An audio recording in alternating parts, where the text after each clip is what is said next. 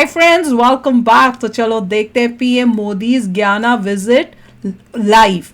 56 साल से गायब था जो देश, वहां पहुंचे मोदी, फिर हुआ खेल।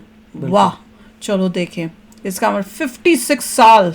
चलो वीडियो शुरू करते हैं। वीडियो शुरू करने से पहले अगर आप चैनल पर नए हो और आपने अभी तक सब्सक्राइब नहीं किया तो जल्दी से पहले सब्सक्राइब के बटन और बेल आइकन को क्लिक कर लो ताकि आपको हमारे सारे न्यू वीडियोस के नोटिफिकेशन मिल जाएं जैसे हम अपलोड करें। अगर आपको वीडियो पसंद आता है प्लीज लाइक एंड शेयर। चलिए शुरू करते हैं। प्रधानमंत्री नरेंद्र मोदी ने उस देश में कदम रखा है जो एक तरीके से भारत के लिए 56 सालों से गायब था। अगर उसके साथ कोई दुनिया के ज्यादातर लोगों ने भी ना तो इस देश का नाम सुना और ना ही ये जानते कि ये दुनिया के नक्शे में कहां है। दुनिया भले ही इस देश से अनजान है, भले ही 56 सालों से कोई भारतीय प्रधानमंत्री इस देश में ना आया हो, लेकिन पिछले कुछ सालों से पीएम मोदी पर्दे के पीछे से इस देश के संपर्क में है और अब पीएम मोदी यहाँ पहुंच भी गए हैं। इस देश के राष्ट्रपति इरफान अली पीएम मोदी को देख खुशी से भावुक हो गए और 15 सेकंड तक पीएम मोदी से गले मिलते रहे। कुछ बोल रहे थे, कुछ बोलते जा रहे हैं। ये देश भारत से 14,000 किलोमीटर दूर है और मजे की बात देखिए कि यहाँ की 40% आबादी भारतीय मूल की है। आधी घंटे तो वहीं आ जाएगी मिलने मोदी जी को। ये छोटा सा देश भारत की किस्मत बदल सकता है। ये देश है गयाना जो साउथ अमेरिका में है। गयाना के पड़ोसी ब्राजील और वेनेजुएला को तो आप जानते ही हैं, लेकिन आज हम आपको बताएंगे कि गयाना पहुंचकर पीएम मोदी ने कौन सा बड़ा खेल कर दिया है। दरअसल पीएम मोदी नाइजीरिया और ब्राजील की यात्रा के बाद गयाना पहुंचे हैं।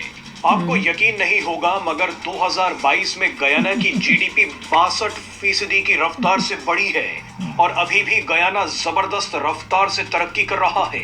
कुछ साल पहले ही गयाना को ऐसा खजाना मिला है जिसने रातों रात इस छोटे से देश की किस्मत बदल दी है। गयाना को बहुत बड़े तेल और नेचुरल गैस वेनेजुएला है ना, जिसके बहुत ऑयल है। 2015 में पहली खोज हुई, लेकिन 2020 में तेल के और भी भंडार गयाना वेनेजुएला के बहुत ऑयल है ना, ये साथ में तो है उसके पड़ोसी। गयाना के पास 11 बिलियन बैरल तेल है। लेकिन जिस वक्त गयाना को तेल के भंडार मिले, लगभग उसी वक्त पूरी दुनिया की तरह गयाना भी कोरोना की चपेट में आ गया। उस मुश्किल घड़ी में दुनिया के किसी भी देश ने गयाना की मदद नहीं की, हमने की। लेकिन भारत वो देश था जिसने 40% तुम्हारे बंदे रहते हैं वहाँ। भारत ने गयाना को 80,000 कोरोना वैक्सीन डोनेट कर दी। उसी समय भारत और गयाना के रिश्तों में अचानक मजबूती आ गई। 2023 में भारत ने प्रवासी भारतीय दिवस कार्यक्रम में गयाना के राष्ट्रपति डॉक्टर मोहम्मद इरफान अली को भारत बुलाया। इसी कार्यक्रम में इरफान अली ने प्रधानमंत्री मोदी से कहा कि हम आपके कर्जदार हैं। जब कोरोना के दौरान दुनिया ने अपनी सीमाओं को बंद कर लिया तो आपने दुनिया को दिखाया कि मदद कैसे की जाती है।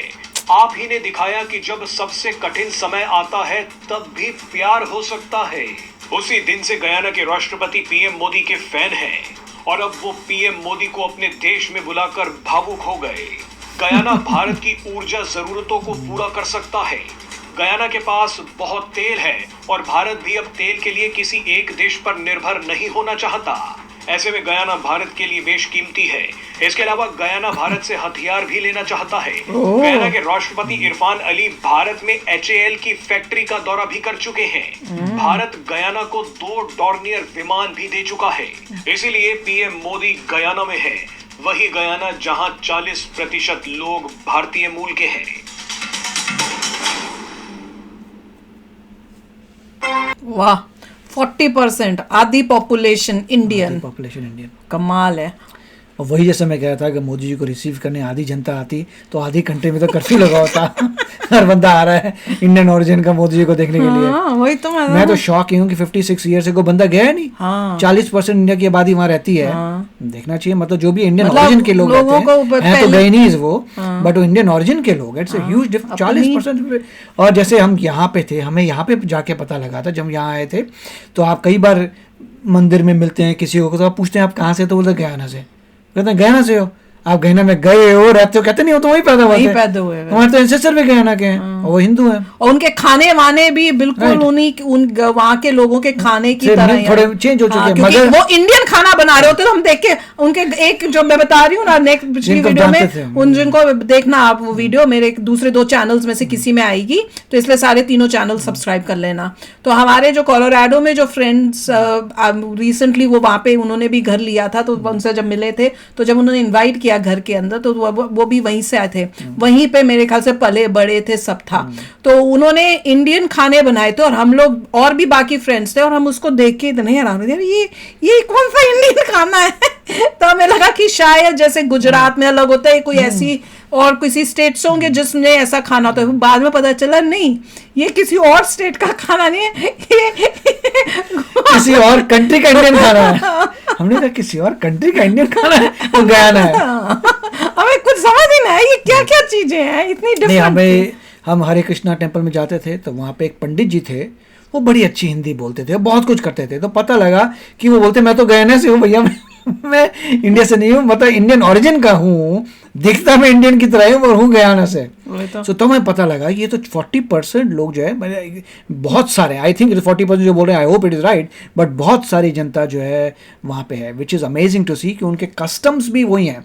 अब देखिए वो कस्टम भी देख के मुझे नजर आता था जिस तरीके से कर रहे थे, मैंने कहा तो बहुत पहले किया करते थे हम लोग, ये लोग अभी भी कर रहे हैं। तो वही है कि अगर आप जब अपनी कंट्री में उस ज़माने में जो इंडियन कस्टम थे वो कोई गयाना में रहने लग गया, उसको जो कस्टम पता था उसने वो शुरू कर लिया, सारे बच्चे वही पूछ, तब तक इंडिया जो है आगे चेंज करता गया और थोड़े कस्टम हमारे डिफरेंट हो गए, मगर गयाना के वही रहे जो वो लेके गए थे इंडिया से, विच इज़ अमेजिंग टू सी कि ओ माय गॉड ये इतना ज़बरदस्त लग रहा है। एक ज़माने में हम भी ऐसा करते थे, दिस इज़ लाइक फैंटास्टिक कि क्या क्या हो रहा है।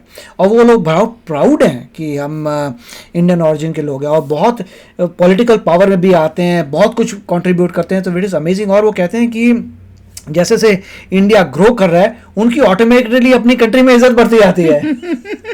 वो तो यही बोल रही थी कि जब लोग हमें देखते हैं उनकी ऑटोमेटिकली इज्जत बढ़ जाती है कि ये तो इंडिया से हैं, तो मतलब इन्हें बड़ा अच्छा करेंगे, कोई अच्छा डॉक्टर बनेगा, कोई अच्छा इंजीनियर बनेगा। बाय डिफॉल्ट उनको लगता है, स्कूल टीचर्स में लगता है कि ये इंडियन है, ये कुछ ना कुछ चमत्कार करेगा क्योंकि इंडिया इतना अच्छा कर रहा है। इफेक्ट देखिए, ये कमाल की बात है कि इंडिया जब ग्रो कर रही होती है तो इंडियन ओरिजिन के लोगों को ऑटोमेटिकली लोग समझते हैं ये बड़ी जबरदस्त कंट्री के हैं, इनके बड़े पावरफुल रूट्स हैं, ये कमाल करेंगे। और ऐसा होता भी है, सच्चाई है। आप इंडियंस कहीं पे भी जाएं, जब इंडिया अच्छा कर रहा है तो आपके उस देश में भी आपकी इज्जत बढ़ती है। तो चलो यार, आप भी शेयर करना अपने थॉट्स। चलते हैं, मिलेंगे नेक्स्ट वीडियो में बहुत ही जल्द। Till then take care and bye bye. तो अगर आप मेरे इस चैनल पे नए हो तो जल्दी से सब्सक्राइब के बटन को हिट करो और बेल आइकन को क्लिक करो ताकि आपको मेरा जब नया वीडियो मैं लगाऊं आपको उसके बारे में जल्दी से पता चल जाए।